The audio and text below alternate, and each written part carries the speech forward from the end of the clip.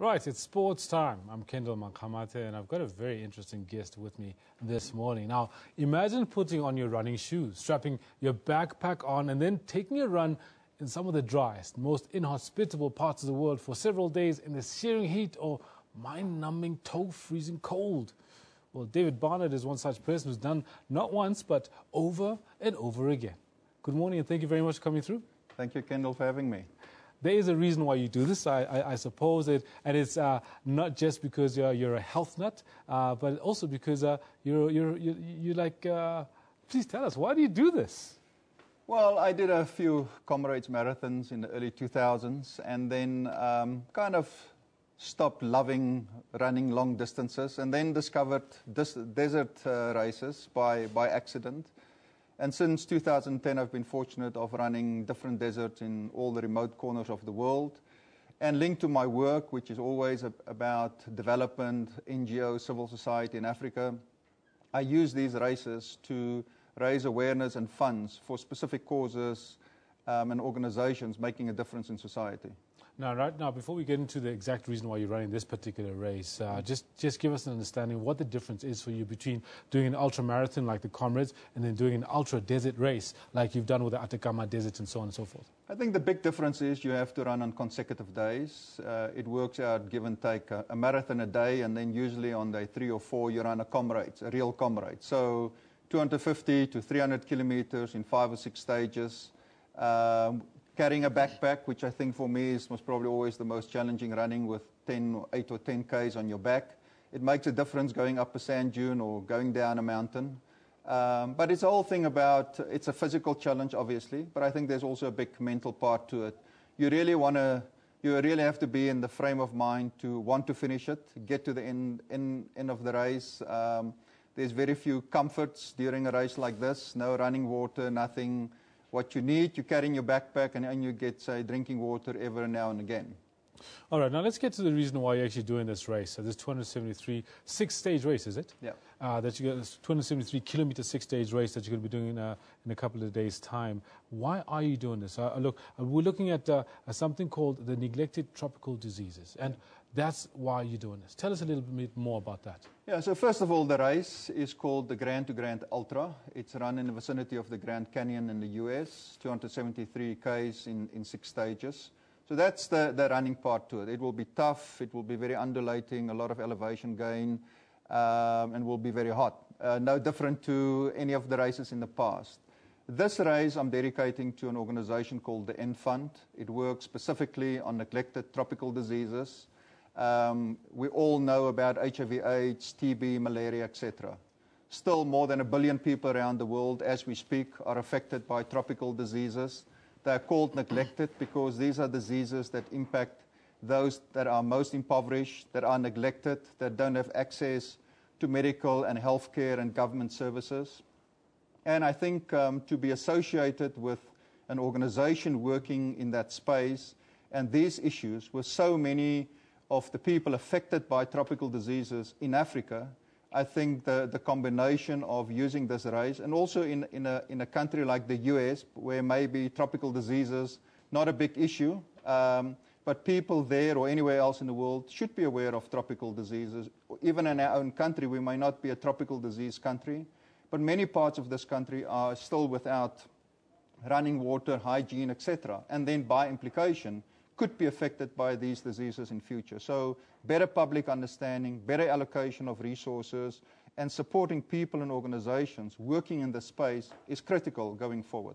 So what are the mechanics of what you're doing and how it's going to assist the End Fund with what they try to do? So the End Fund is a US-based non-profit foundation. They mobilize resources from foundations, government departments, pharmaceutical companies, etc. They then ensure that those resources do reach those most in need.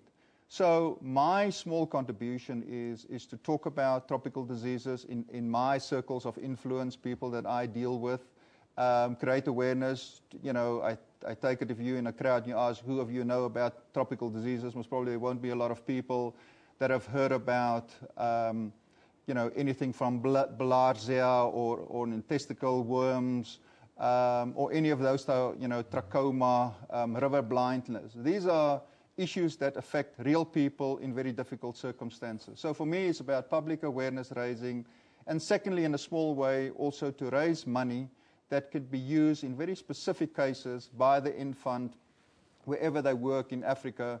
And that, in some small way, is my contribution to a much bigger fight to eliminate tropical diseases over the next couple of years. All right. Now, you're one of only a few South Africans that have actually completed the Big Four. Yeah. The Atacama Cross in the Gobi Desert, the Sahara Desert, as well as the Antarctica. That puts you in basically an elite group of very few people. Some 100-odd people in the world have ever done this. Yeah. How does it tie in with your life philosophy and getting to grips with also helping other people with things like bilharzia and other tropical diseases? So if I said earlier, I've always, for more than 20 years, I've been involved in development issues. Development issues, or dealing with development issues, is not a sprint. It is a marathon. It's most probably an ultra-marathon. People have been at it for decades now. Billions and billions of dollars are spent every day or every year in dealing with, say, significant challenges facing our society, education, health, etc. So in many ways, in that sense, by running, or my love for distance running, I can actually tie it to things that keep me busy on a day-to-day basis. So for me, it is a philosophy. I think it speaks to hard work. It speaks to complex, both dealing with diseases or development issues, but I think also running long distances in many ways is a complex issue in terms of training, preparation, etc. Tell me a little bit about the show that have brought the adversity and the diversity of different sports. Women that run desert races, do they get to run the same distances, for example? For example, we know in tennis, women play 3 sets and men play best of 5. Is it the same for women, or do they run exactly the same distances? It's the same. Everything is probably better than men, for various reasons. I think, be it it's giving birth, whatever. Women are confronted with many challenges in their daily lives. They're tough. I think sometimes. Mentally they're tough, and you have to admire in many of these races the performance of some of the top women runners, which often come under the top 5, top 10 overall, not only in terms of their own category, overall in these races. So there's some amazing women long-distance runners around the world, and even in South Africa, slowly but certainly, they're coming to the fore and making a difference. Is there one race that stood out for you that you've done? Look, Antarctica will always be special because it's so unique. It's, who knows in 20, 30, 50 years from now if what we've experienced or what people still going to Antarctica experience today, if they will still experience it in that sense. So Antarctica was about running in the snow, but obviously it was about much more than running. It was really about experiencing something unique, and at the time I supported Greenpeace in terms of their work on climate change, which was very special because it was very real in terms of the circumstances, conditions. But each of these deserts are special, either in terms of where they're located in the world to actually just get to running the race and where the races are held. But they're also unique in terms of their unique circumstances and characteristics, be it it's sand dunes, be it it's the rockiness, be it it's the number of blisters.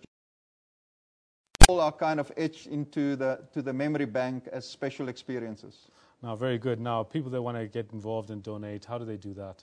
The best is to go to maybe Facebook, just search for Desert to Desert, which is my Facebook page, or I also have a WordPress blog page called Desert to Desert, or search for David Barnard. There's currently quite a bit of media going on about David Barnard, the Infund, and the Grand to Grand Ultra. So somewhere in there you'll pick up something about this race and what I'm doing during this race, and linked to that you'll find the link to the donation page, etc. And all contributions are welcome, and for those that are interested in distance running, I think watching the video about the Grand to Grand and similar races, you will get excited about it. Yeah, the pain comes later, but looking at the material, I think